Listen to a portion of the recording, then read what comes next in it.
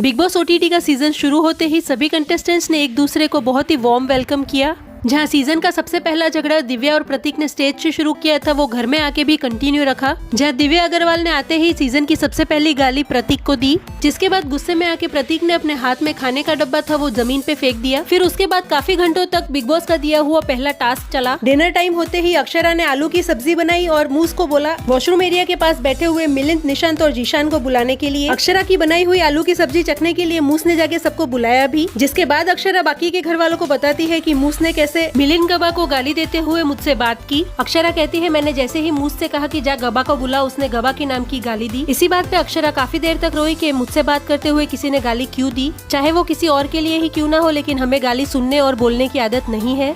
मिलिंद गबा को भी ये सुन के बहुत गुस्सा आया कि मेरे नाम के साथ मूस ने गाली क्यों दी। जहाँ एक तरफ सभी ने अक्षरा को शांत करने की और समझाने की कोशिश की कि कुछ लोगों को फ्रेंडली वे में गाली बोलने की आदत होती है लेकिन दे डोंट मीन इट। वहीं दूसरी तरफ सबने मूस से भी कहा कि जाके मिलिंद और अक्षरा से माफी मांग ले, जिसके लिए मूस ने भी मना कर दिया कि मैंने इंटेंशनली किसी को गाली नहीं दी है, उसके लिए मैं सॉरी नहीं बोलूंगी। तो व्यूअर्स, ये किस्सा लाइव फीड में रात को 3:30 बजे तक चल रहा था, जहां अक्षरा और मिलिंद काफी देर तक मूस से गुस्सा रहे। जहां मूस ने दोनों से बात करके समझाने की कोशिश की, लेकिन उस टाइम दोनों ने ही मना कर दिया बात करने से।